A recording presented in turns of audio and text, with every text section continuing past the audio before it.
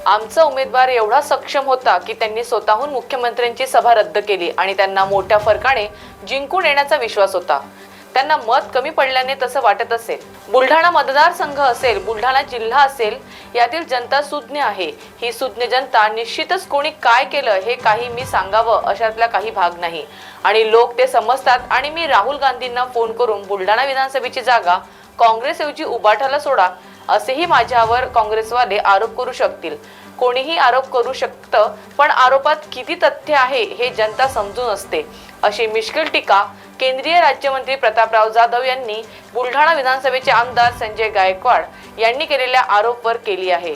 नाही, खरं म्हणजे आमचा उमेदवार इतका सक्षम होता, त्यांना मीच काय, मुख्यमंत्र्यांची सभा सुद्धा त्यांनी स्वतःहून रद्द केली आणि त्यांना पूर्ण त्या ठिकाणी जिंकून याचा, मोठ्या फरकानं जिंकून याचा आत्मविश्वास होता।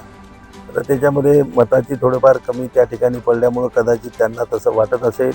त्यांनी जे काही आरोप केले त्याला मी उत्तर देणार नाही, पण बुलढाणा मतदारसंघ असेल, बुलढाणा जिल्हा असेल, यातली जनता सुज्ञ आहे आणि सुज्ञ जनता निश्चितच त्या ठिकाणी कोणी काय केलं हे काही लोकांना मी सांगावं अशातला भाग नाही। लोक समजून आहेत आणि लोक ते समजतात। मी राहुल गांधी, उद्या कोणी माझ्यावर हे म्हणते की मी राहुल गांधीला फोन करून चिखलीची जागा, आपलं बुलढाण्याची जागा काँग्रेसच्या ऐवजी उभाटाला सोडा असंही माझ्यावर काँग्रेसवाले आरोप करू शकतात। आरोप करणाऱ्यामध्ये काही त्याच्या जिभे म्हणजे कोणी आरोप करू शकतं, पण आरोपात किती तथ्य हे जनता समजत असते।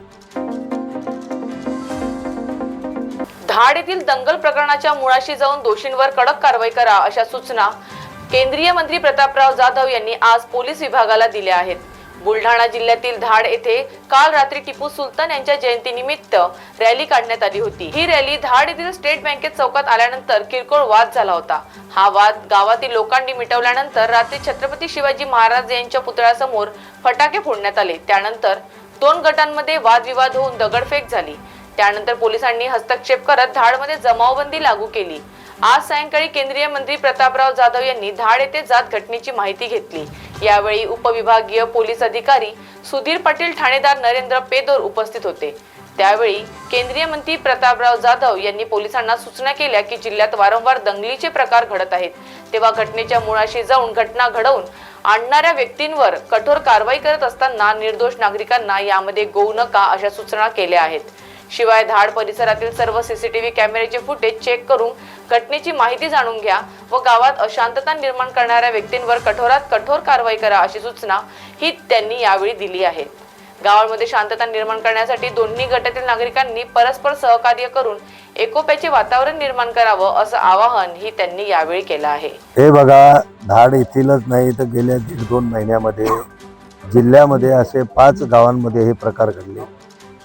जळगावमध्ये सुद्धा झाला, जळगाव जामोदला झाला, शेगावला सुद्धा त्या ठिकाणी झालेला आहे, त्या ठिकाणी मेहकरला सुद्धा झालं। माझ्या माहितीप्रमाणे इकडे देऊळघाटला पण काही प्रकार झालेला आहे आणि आज या ठिकाणी धाडमध्ये सुद्धा आपण पाहतो। सातत्यानं हे जे प्रकार आणि हे जे काही हिंदू मुस्लिम हे जे काही तणावाचं वातावरण गावागावामध्ये तयार व्हावं लागलं, निश्चित हे काही दोन्ही समाजासाठी चांगली गोष्ट नाही। या गोष्टीमध्ये जे काही लोक दोषी असतील, ज्या लोकांनी सुरुवात केली असेल, ज्या लोकांनी काही मुद्दाम म्हणून दुसऱ्या कोणाच्या भावना दुखवायचा प्रयत्न केला असेल, अशा सगळ्या लोकांवर पहिले कडक कारवाई त्या ठिकाणी व्हायला पाहिजे आणि पुन्हा भविष्यात असे प्रकार जिल्ह्यामध्ये कुठल्याही गावामध्ये घडणार नाहीत याची दक्षता सुद्धा पोलीस प्रशासनानं घेतली पाहिजे।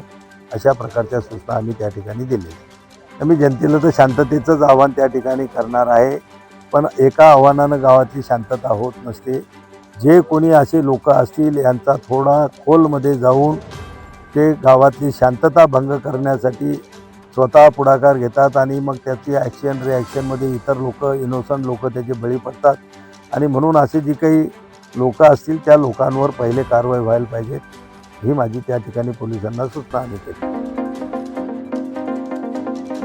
अखिल भारतीय लवणकार समाजाच्या नवी दिल्ली येथे झालेल्या राष्ट्रीय महासंमेलनात 28 राज्यांमधील लवणकार प्रतिनिधींनी समाजाच्या प्रगतीसाठी एकत्र राहून कार्य करण्याचा निर्धार केला असून महाराष्ट्रातून माजी केंद्रीय राज्यमंत्री कपिल पाटील यांनी भारताच्या जडणघडणीत लवणकार समाजाचे योगदान मोठे असल्याचे नमूद केले।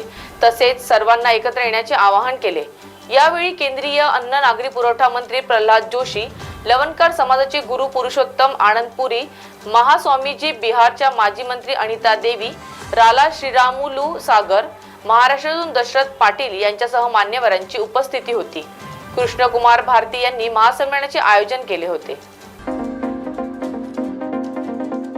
कल्याणमधील ऐतिहासिक दुर्गाटी किल्ल्याच्या डागडुजीचे काम पुन्हा स्थगित करण्यात आले आहे. मुख्यमंत्री एकनाथ शिंदे यांनी या कामासाठी 12.5 कोटींचा निधी मंजूर केला होता, ज्यामधील 7.5 कोटीचं काम पूर्ण झालं आहे. मात्र उर्वरित कामाला स्थगिती देण्यात आली आहे. 1984 साली त्यावेळची परिस्थिती पाहता न्यायालयाने कुठलेही काम करू नये असे आदेश काढले होते. मात्र त्यावेळी न्यायालयाच्या या आदेशानंतर शिवसैनिकांनी पुन्हा न्यायालयामध्ये याचिका दाखल करत किल्ल्याची दुरावस्था दाखवत डागडुजीसाठी परवानगी देण्यात यावी अशी मागणी केली होती. यावर न्यायालयाने 1994 साली किल्ल्याची दुरावस्थेची ठेकेदारांऐवजी शासनामार्फत काम करण्यात यावं असे आदेश दिले होते. मात्र आता काही तक्रारदारांनी पुन्हा 1984 सालचा दाखला देत संबंधित पालिका अधिकारी व PWD अधिकाऱ्यांना हे काम पुन्हा बंद करण्याचे पत्र दिले. मात्र पालिका अधिकारी या पत्राची कुठल्याही प्रकारची शहानिशा न करता हे काम बंद करण्याचे पत्र संबंधित PWD अधिकाऱ्यांना दिले. पालिकेच्या या पत्रावर कारवाई करत आता PWD अधिकाऱ्यांनी चक्क संबंधित ठेकेदारांना हे काम पूर्णपणे बंद करण्याची नोटीस बजावली आहे. या स्थगितीमुळे शिवसेना शिंदे गटाच्या कार्यकर्त्यांनी तीव्र नाराजी व्यक्त केली आहे. कल्याण पश्चिम मधील आमदार विश्वनाथ भोईर यांनी या प्रकरणावर भाष्य करत असताना PWD अधिकाऱ्यांना नोटीस बजावताना दुसरी बाजू न तपासल्याचा म्हणत याची खरी बाजू प्रशासनाकडे मांडली जाईल असे म्हटले आहे. मागील जेव्हा पंचवार्षिक त्याच्यामध्ये दुर्गाटी किल्ल्याला जो निधी दिला होता तो ॲक्च्युली 1994ला जी ऑर्डर झाली होती कोर्टातर्फे की सदर्भ ठिकाणी किल्ल्याचं जे ढासळतं काम आहे ते शासनाकडून करून घ्यावं अशा पद्धतीचे कोर्टाचे आदेश होते.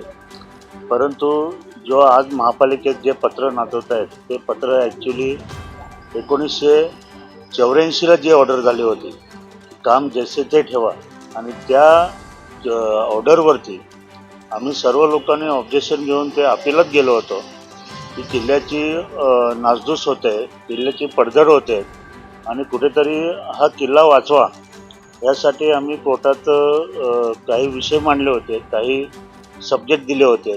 ते कोर्टाने मान्य केले आणि त्यांनी 94ला असा हुकूम दिला होता की सदर्भ किल्ल्याची डागडुजी ही शासनाच्या वतीने करण्यात यावी आणि ती शासनाने करावी, कुठल्याही प्रायव्हेट संस्थेने करू नये अशा पद्धतीची ती ऑर्डर आहे आणि ती ऑर्डर आमच्याकडे आहे. महापालिकेकडे आलेल्या पत्राला आता आम्ही उत्तर देणार आणि पालिकेकडे सुद्धा ती ऑर्डर उद्या पुरवली जाईल आणि जे खरं आहे, जी वस्तुस्थिती आहे त्या वस्तुस्थितीप्रमाणे किल्ल्याचं काम करण्यासाठी कुठल्याही प्रकारची अडचण नाही आहे. आम्ही जे पण करतो ते पूर्णपणे कोर्टाच्या अधीन राहून करतो आहे आणि याच्यामध्ये जे आता पत्र जे नाचवलं जातं आहे किंवा जी माहिती दिली जाते ही कुठेतरी चुकीच्या पद्धतीने दिली जाते आणि एका समाजाचे कोणीतरी प्रमुख आहेत त्यांनी दिलेलं ते पत्र नाचवलं जातं आहे, हे अत्यंत चुकीचं आहे. त्यामुळे जी खरी वस्तुस्थिती आहे ती पालिकेच्या आणि आपल्या सर्वांच्या निदर्शनास लवकरच आणली जाईल आणि जे खरं आहे त्या पद्धतीने ते काम होणार. हेच मला समजत नाही की PWDच्या अधिकाऱ्यांनी कोणीतरी एखादा माणूस पत्र देतो आणि त्याच्या आधारे एखादं नोटीस काढणं किंवा पत्र इश्यू करणं हे किती चुकीचं आहे. हे त्याला दुसरी बाजू पण आहे की नाही हे तपासायला पाहिजे होतं ना. त्यांनी जे ऑर्डर दिले आता जे सांगितलेलं आहे ते 1984 प्रमाणे ठीक आहे. 1984ला परिस्थिती होती की बाबा कोर्टाने आदेश दिला होता की जैसे थे परिस्थिती, परंतु त्या जैसे ते परिस्थितीला आम्ही सर्वांनी अपील केलं होतं. मी स्वतः त्याच्यामध्ये होतो. मी तेव्हा सुरुवात होती माझी, पण तरी पण मी त्या अपिलामध्ये होतो आणि त्या अपिलामध्ये असं 94ला निर्णय देण्यात आला की ज्या किल्ल्याची ही पडझड होते ती थांबवण्यासाठी शासकीय संस्थेने आणि शासकीय खर्चाने ते काम करण्यात यावं अशा पद्धतीचा आदेश दिलेले आहेत. ते आता महापालिकेकडे आम्ही उद्या पोचवणार आहोत. अधिकाऱ्यांनी हे खेळ केलाय ना, खोटेपणा केलाय ना, त्याला त्याची जागा दाखवली जाईल ना, कारण हे फार गंभीर प्रकरण आहे.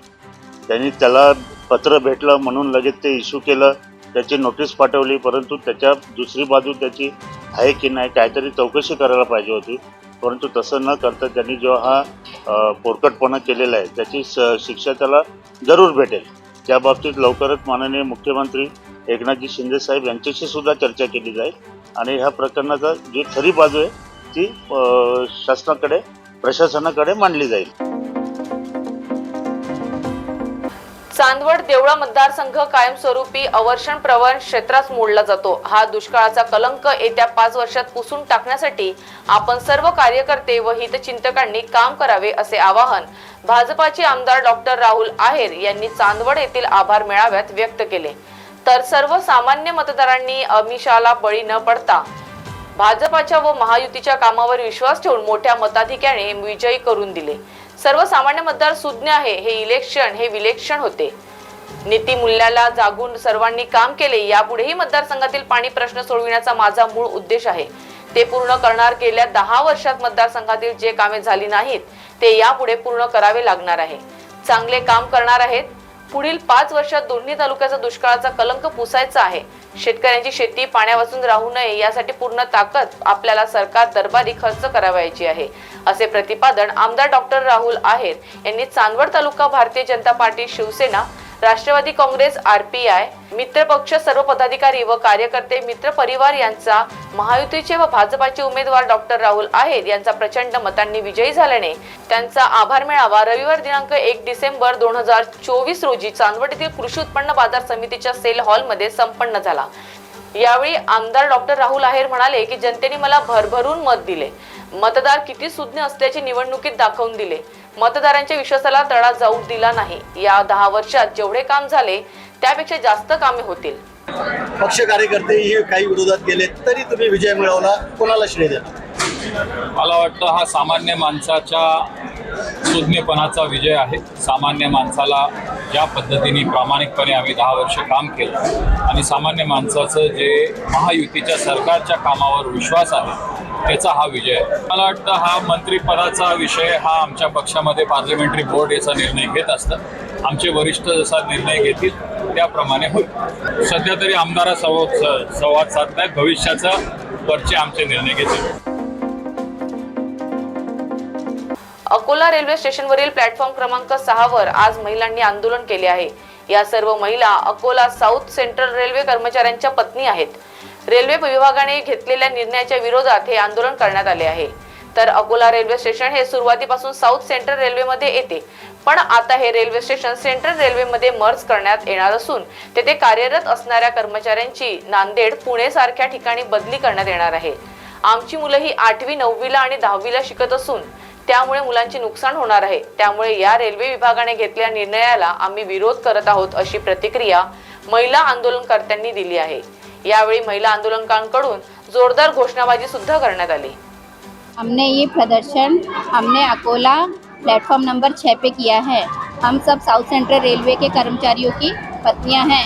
हमें बिना बताए हमारे पतियों को साउथ सेंट्रल से हटा के नांदेड़ और पूना ट्रांसफ़र किया जा रहा है और ये अकोला खंडवा सेक्शन को सेंट्रल रेलवे में लिया जा रहा है. इसलिए हम ये प्रदर्शन कर रहे हैं कि हमारे पतियों को यहीं पर रहने दिया जाए बिना ट्रांसफ़र के. जब 50 साल से ये अकोला सेक्शन बना हुआ, अकोला खंडवा सेक्शन बना हुआ है, जब मीटर गेज था, हमारे पतियों ने 20 और 30 km पिच में ट्रेनें चलाई हैं 15-15 घंटे काम करके. जब ये ब्रॉड गेज कन्वर्शन हो रहा है, हमारे पतियों को किस बेसिस पे आप लोग पूर्णा ट्रांसफ़र कर रहे हैं?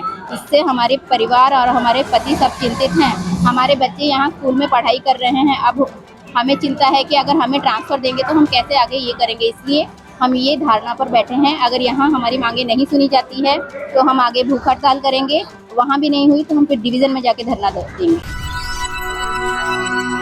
इस खबर के प्रायोजक है शिवशंकर आयुर्वेदिक क्लिनिक. अनुभवी डॉक्टर से सज्ज, सभी प्रकार के आयुर्वेदिक दवाइयाँ मिलने का एकमात्र स्थान. इनका पता Shivshankar Ayurvedic Clinic, doctor Mangala Ketkar Hospital के सामने, महाजन मार्केट के पास, टेम्पल बाजार रोड, सीताबर्डी, नागपुर.